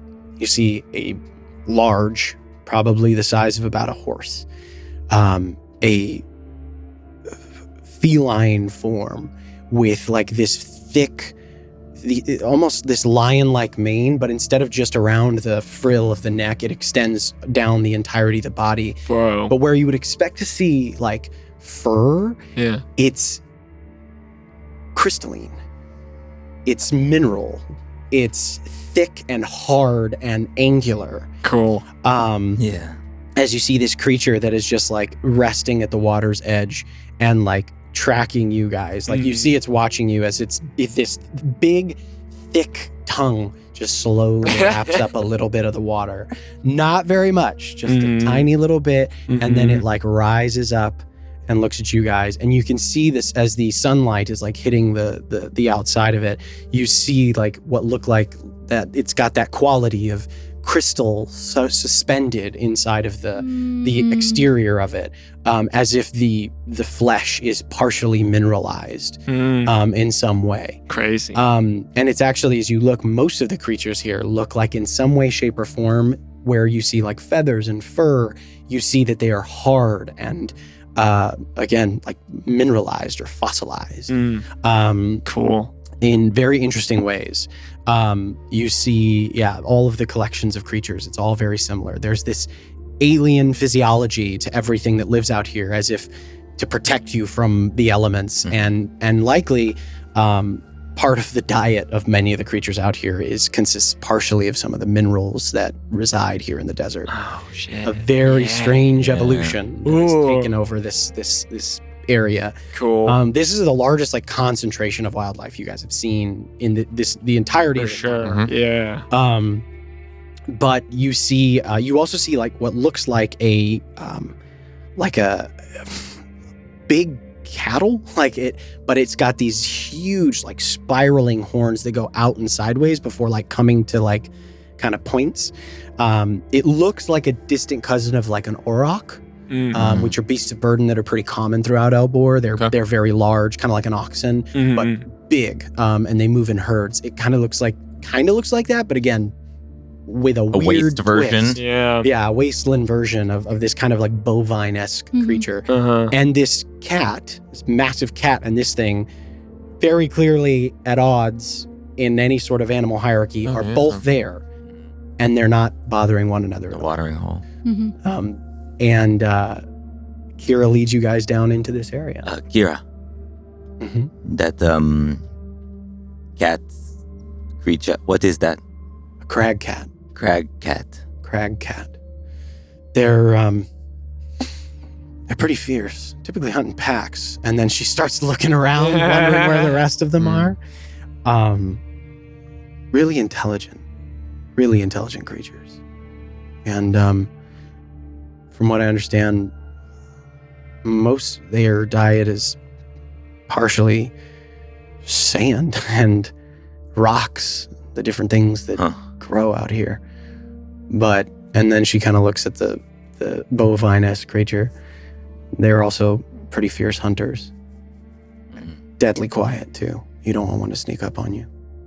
They seem to be getting along just fine, though. Yeah, like I said, and she just kind of shrugs her shoulders. There's something about this place where like a truce. I'll go up to one of the smaller trees that were passing, I assume, and kind of just tap on it. Yeah. And I'll try to think of like what Trya would do, like the trance he would go into. Yeah. I'll just close my eyes. Is this you? Is that what this is? Kellis, you can't have another god, okay? You're asking for me. I think I'm kind of listening for Ildoria's presence. And you can't have a triple way with another god. Kellic, I'll say this: make a wisdom check for me. Just a straight wisdom check. That's good.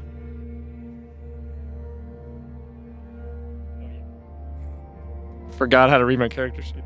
That's a 16. 16. Okay.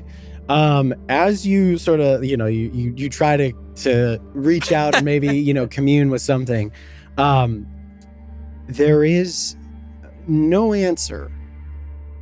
But I think Kellic has been in enough places where it takes you longer to realize, as you sort of sit there and you breathe deep and you go into that sort of meditative place that you often go to when you commune with your god.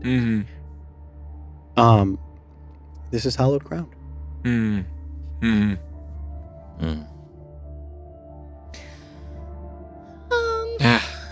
been awake longer than all of you, so I want to go to sleep. I'll just catch Seeker's eye with that and just like give him a nod of just like satisfaction. Okay. While we're walking, after hearing that, do I feel different? Noticing that she says that, normally they're enemies. Well, this place has a place or thing or whatever. Yeah. I'm gonna feel and see if I feel different. Yeah. You as you do the same thing, you kind of reach out and like start to think, like see if there's anything different about this place, right? As opposed to the landscape that you've been walking through forever. I think in a different way, it kind of reminds you of some of the places you've been recently, notwithstanding the constellar chamber inside of the Temple of Famir in Addersfeld, as well as inside of the Altar of the Three. Distinct, different. There's both an element of like calm, like you don't fear. Almost like even looking at these creatures and how massive they are, like both of these creatures are large, right? They're probably several 100 pounds each. Yeah. And despite the cat looking at you with that sort of predatory look, you almost don't feel that sense of foreboding or fear or wariness that you might normally feel. There is a calmness that settles on all of you guys as you enter into the shade of the trees and smell the water and just pass into this space. Kira, is there a good place for Alma to settle down? And yeah, she points, and there's she just points towards the big tree right in the middle. Just says, find a spot in the shade that you like. I'm not looking at her, and I'm just making my way over to the tree. You see there's what looks like a kind of the ruins of some small stone bridge that bizarrely is still here. It's like in pieces and chunks. You kind of have to like hop over it. Something that once stood and was probably beautiful that has since fallen. And you see again outlines and skeletons of a few different buildings, very small, all very modest, nothing in particular. This was likely some form of holy space. And despite everything and the destruction around you, is still held on to some piece of that. But you find your way over to the tree. And you guys, as you enter into the space, feel free to go upon your watches. Yeah. Who starts? Flynn and I can go first if that. Yeah, I can stay up. I'm still not ready to sleep just yet. It's a bit bright out. Yeah. Yeah, I pull the winter blanket up over, and I put it up over my head, and then you just see my hand sticking out of the top, and I go to sleep. Awesome. All right. Good. Yeah. So you guys take first watch? Yeah. I want to know what other things. Is it just creatures like at the pools drinking? Is there anyone? Are there humanoids here guarding? Make a perception check for me as you kind of look around. Both of you guys can, if you'd like, as part of your watch and just what you're looking for in particular. Perception or investigation, Flynn, your choice. I'll say both of you. 19 perception. 19. Okay, cool. I'm looking for very good. 24. 24. Any sort of authority or humanoid presence where it's like there's guarding or Yeah. As you look around, you see no traces of any humanoids. But as your watch carries on and you're talking amongst yourselves and looking at your book and doing various things, both of you guys, at one point, you are kind of looking off towards the water's edge, and you see as like the wind kind of kicks up just a little bit, and you see like as this sort of gust of sand kind of kicks up, and then like it almost settles into the outline of a shape that then becomes a little more solid for just a moment. And you see this like what looks like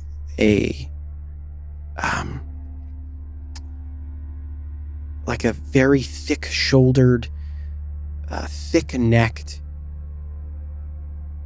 bear of some type that's like prowling around the edge of the water, and like its head is like swinging side to side before like it kind of vanishes and goes away. You see that? Mist thing. So the sort of sign. Yeah. Phantom. Word I was looking for. I was like, not sign. Sorry. You're good. Yeah. I wonder why it feels like it needs to still be invisible. Do you think it's calm? That might just be how it is. Some creatures exist in, liminal spaces. That's true. Normally when things are invisible, they're trying not to be seen, at least in our party. Aye. So figured maybe they're trying to stay hidden for a reason. It could be, yeah. Maybe it is just always invisible. That's kind of cool. Everything out here is a mystery to me. Yeah, I mean... it comes to mind, and I'll take out the spell gem, and I'll pass it over to Flynn. This thing, it stores spells. I put a bit of a healing spell in it. So should you need it, or anyone, myself included. You'll have that option available to you if it comes to that. Okay. I spent the fight yesterday looking up at the sky, thinking we had someone else with us, but we don't. So. Yeah. So do I just hold it out? Oh yes. The incantation is conceso. Conceso. Perfect. Oh, okay. I should write that down. Probably. I'm gonna go to my bag and I'm gonna get a quill. I guess it's some ink. Yeah. I'm gonna turn the stone over, and on the back of it, I'm gonna write "conceso." Yep. Yes, and just Con. yes, and yeah, you'll have to put your will into the stone as you do it. I think I know what that means. I'll write that on the. I'll write on the back. It takes time because it's a rock. Yeah. So you have to like do it and let the ink dry, and then do it again and let the ink dry. And you do a little sand on there. Yeah. So, you know, like you have to do with parchment. It's everywhere. Just watching with passive disapproval. Yeah. But eventually you're able to get the words to stick. Conceso. Okay, well now I won't forget it. Because it's on. Yes. Yeah. I feel like if I read one of my books, it's like I'm gonna have to remember to flip You'd the have page. to put out the book and yes. Yeah. Can't have that. Thing. All right. Good. A couple more times throughout your guys' watch. Yeah. Every once in a while, you see the form of an eagle, a wolf, a variety of creatures that just like prowl this space, watching. I'd like to go down to the water at one point, whenever there's maybe not a bunch of animals down there. Yeah. And I just want to maybe investigate the water a little bit, scoop it up, look at it, smell it, and then eventually I do want to try tasting it and see if there's anything interesting about it. It smells clear and pure and clean. I'll actually pull out, while I'm down there before I'm sniffing it and smelling it and looking at it, I'll pull out a wand and expend a charge to cast Detect Magic. Okay. I got the wand. You have the wand to detect magic. I forgot I'll about pop that and I'll see if that. I don't know how Detect Magic works. It's an aura, right? It's 30 feet. So I'll do that while I'm next to the water and I'll pour it up and look at it and I'll kind of also look around. Maybe if I could get close to the tree too. I want to be close to the big one. Yeah. As you look around, everything in here glows dimly magical. The water itself is, I guess it would technically be. Let me check something. Ooh. What the spell would be. What the school. Because you would technically know, get a sense of the nature of the thing from it. That's cool. Faintly abjuration. Oh. From the water. And from the tree as well. I'll take a handful of water and drink it. As you drink it, you feel the some of the weariness from your body from the travels this morning fade, the muscles in your legs and back from sitting on the camel kind of unknot and unclench. Ooh. There is a definitive restorative property to drinking the water here. Yeah, you got to try some of this. Might help your knees. You want me to bring you some? Would that be easier? No, I can come over there, man. And he's got me while he's doing that. I would like to have I don't know what Thas and I have gone a couple times looking for mushrooms and seeds of that nature because this is a slightly more lush area. I'd like to see if there's something harvestable. Yeah. Like Flynn was saying, gather some kind of seeds or something. Yeah, absolutely. Go ahead and make a I will say a survival check for me. It's 21. Yay. Okay. You see a series of very interesting fauna or flora, I should say. Almost everything in here is green and lush, but also has very intense spikes and and different defensive mechanisms and things like that. Although some of them are there's a lot of what's the word I'm looking for? Palm-like what's the word? Jesus. Palm-like plants kind of in that genus and family, I suppose. Yeah. What you would expect in a kind of temperate environment. Yeah. But as you're looking around, you are gotta look up the description of this. You are looking around and you see kind of along in like a shaded area, like underneath a tree, up against one of the walls of like this kind of canyon-like structure that you're in. You see a dark gray like vine. It's pretty small, but it's creeping up in the shade of this tree. And you see it looks like it's rooted deep into this crevice, like this crack along the side of the wall. And you don't recognize it, but there's something about it. It's like, I don't even know how to describe it. There's an element about it that it looks so distinct. The coloration is so different than anything else you've seen here. Mm-hmm. Like I said, it's like this deep, almost graphite gray, and it has like a bit of a sheen to it, almost like it's covered in liquid of some kind.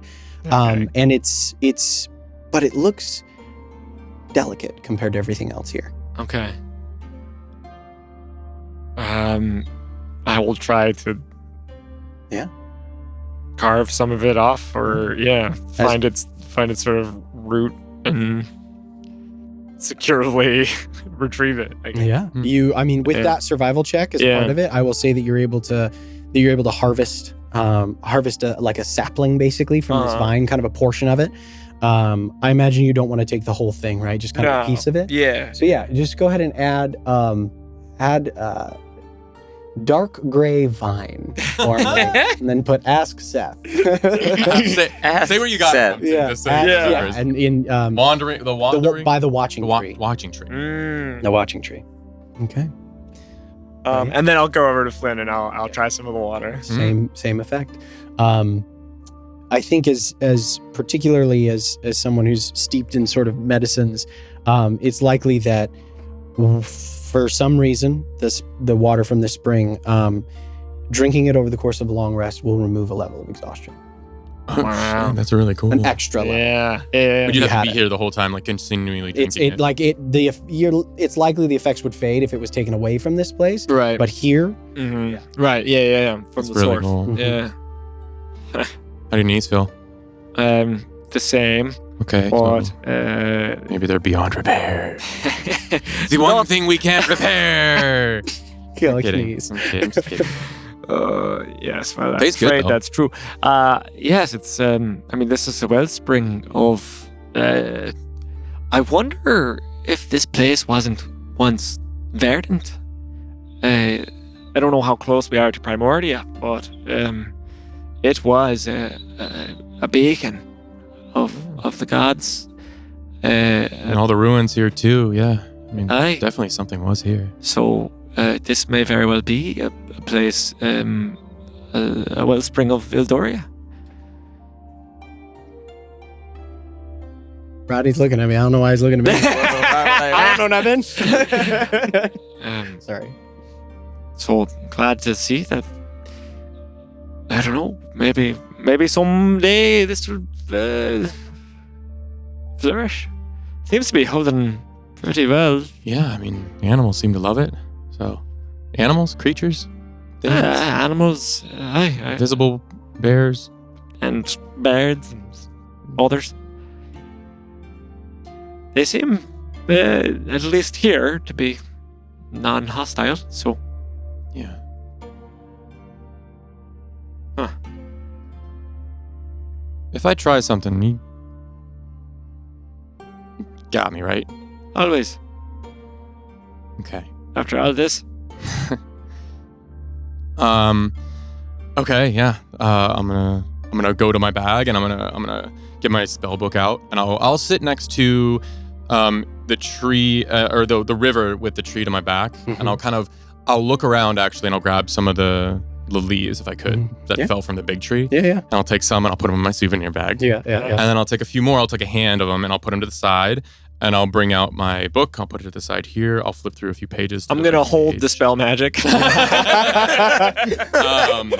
I will go into my bag and pull out...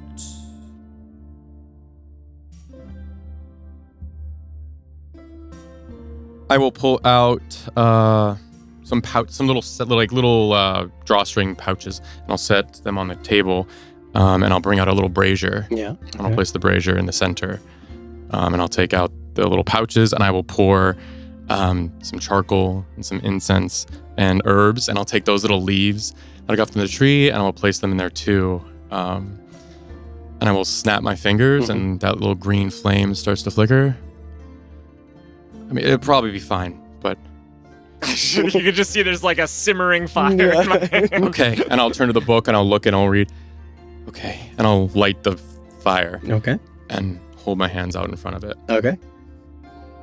All right, as you light the fire, you see the green flame gives lights upon the various herbs and charcoal that you have within the razor here, and you see as this tendril of green smoke begins to pour upward and away from the brazier and kind of swirl around it. And it begins to sort of twist rapidly and twist until you see it almost kind of starts to form into this kind of column that slowly begins to move closer and closer to Flynn's outstretched hands, and then down to the ground. And you see as almost appearing in this puff of smoke as the green dissipates, you see this little tiny creature. You see a weasel with a white underbelly, dark brown fur, with a brown that fades into a deep green right around the paws and the back. You see a tail that comes up as it... and it runs upwards and jumps into your onto your chest as Flynn's Find Familiar spell completes. It's a weasel? It's a weasel. It worked. The hell is that? It's Scribble. Well, it looks like Scribbles, but it's a weasel. Right. And it does that thing where it paws its nose, kind of cleaning it. You wanna?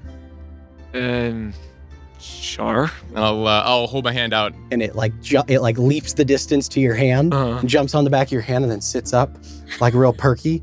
And it does the thing where it cleans his mouth. Scribbles. Hello. A childhood pet, I assume. Well, yeah. I'll hold my hand out as it crawls back over. Yeah. I mean, so in the forest in my home, there was a bunch of little creatures and weasels, and yeah, I ended up, adopting one, I guess, or one followed me home, and I stayed, and yeah, it Scribbles.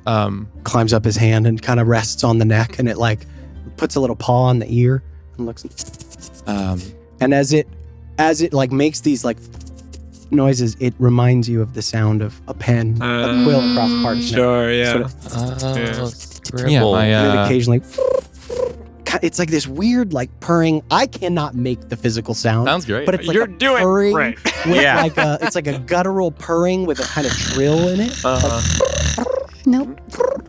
Nope. Mm-hmm. And then yeah, those sounds just kind of reminded me of my dad when I would hear him writing. So I named him Scribbles.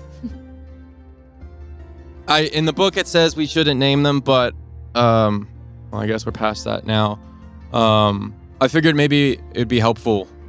Apparently it says you can send them out to scout stuff out and make sure things are safe, and we should probably make sure things are safe. Yeah, yes, I suppose so. Yeah, and I saw with all the animals, I figured maybe good place to do it. I'm glad it worked, and I'm glad, yeah.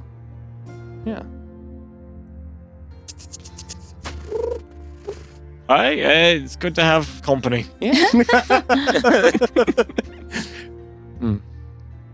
Well, should we wake the others up? I think it's time. It's hard to tell. That the sun moves all that much out here. How upset do you think Alma would be if we gave her a middle watch? Well, this place keeps people calm, right? Right, maybe this is the best time to do it. Oh. Okay, and then maybe she can play with Scribbles. It'll be fine. That's a Lots grand of idea. positives. Scribbles, go wake up Alma. and it takes off across the spell sand. magic again. It takes off across the sand, and you see a short time later as it without stopping almost just leaps into the little blanket by Alma, and you feel this thing skitter up around, and then Oh, it's the squirrels. They're back.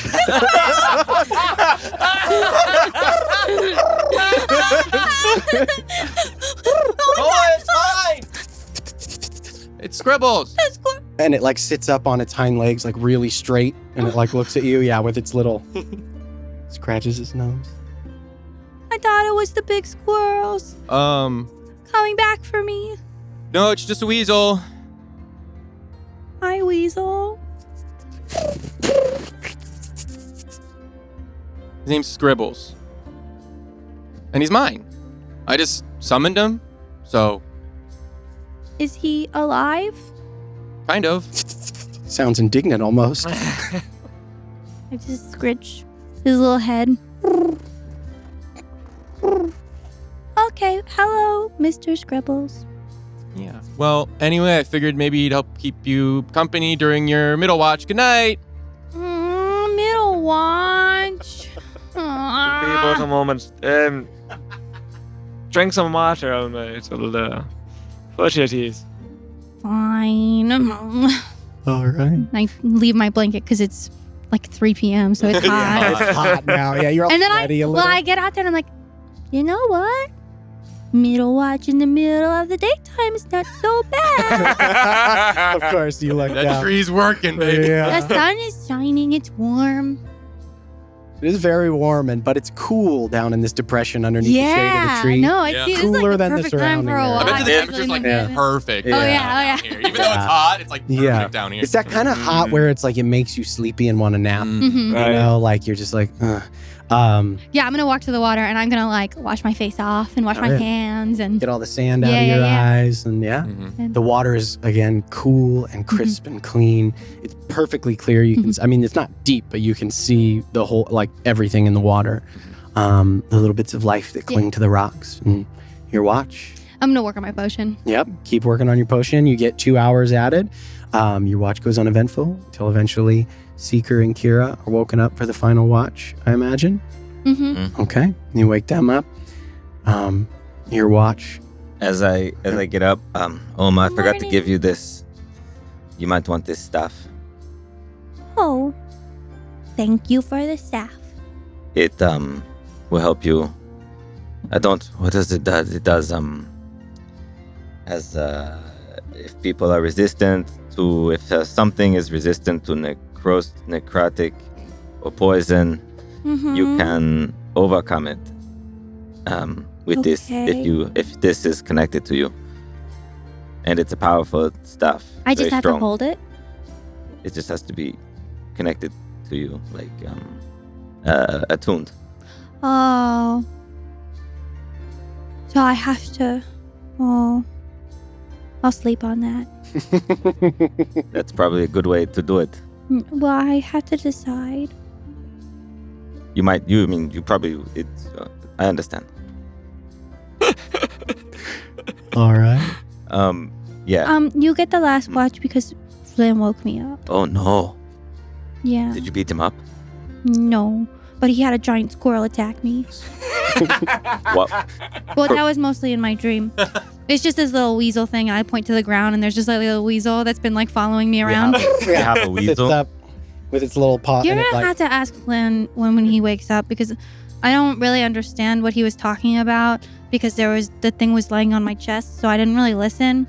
But something about him summoning, maybe it's a demon. It's better than it being in him. If you can understand me, go wake her up. And I point at Kira.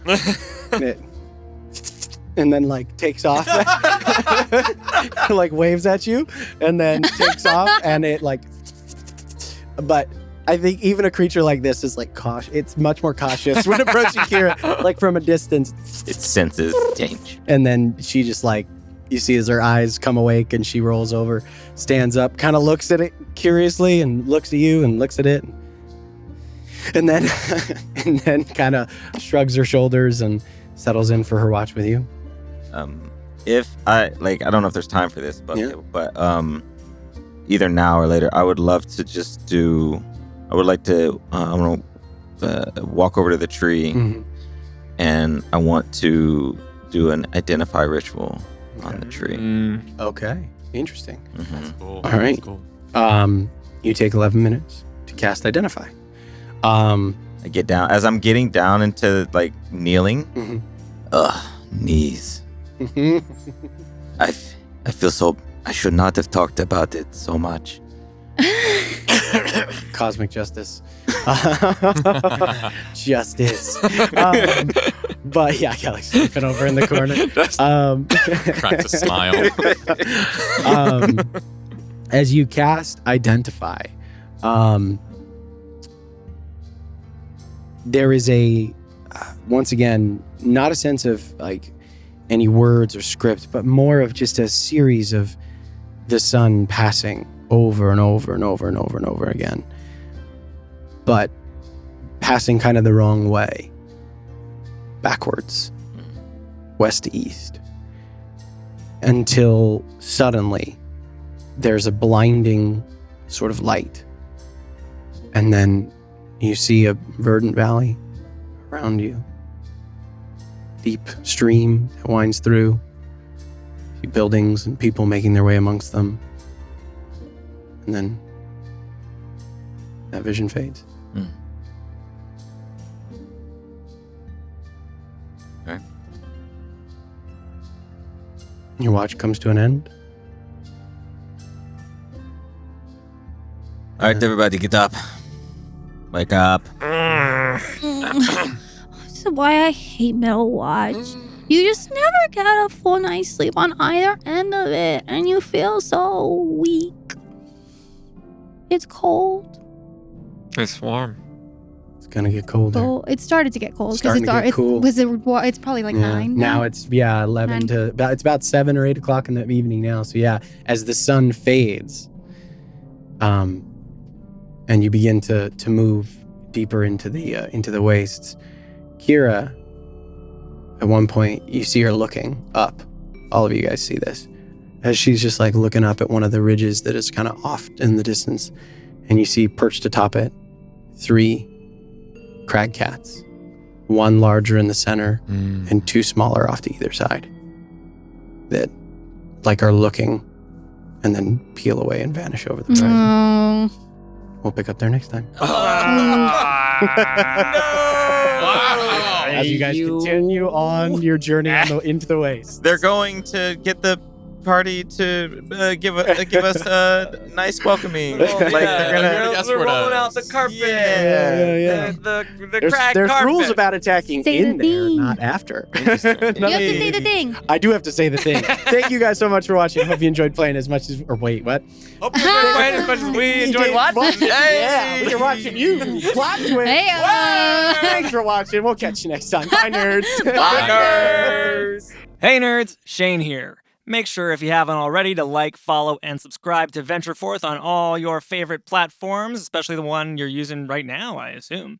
And that way you'll never miss out on an episode or any of the cool shorts we put out. There's a lot of good stuff that we're always putting out every week. And don't forget to check out our merch store on ventureforthdnd.com, where you can find some really amazing stickers that you could put basically wherever you would put a sticker. I mean, I used to put stickers on random places at my college campus, and that went great for me. So you didn't hear it here, but you could do that if you felt like it.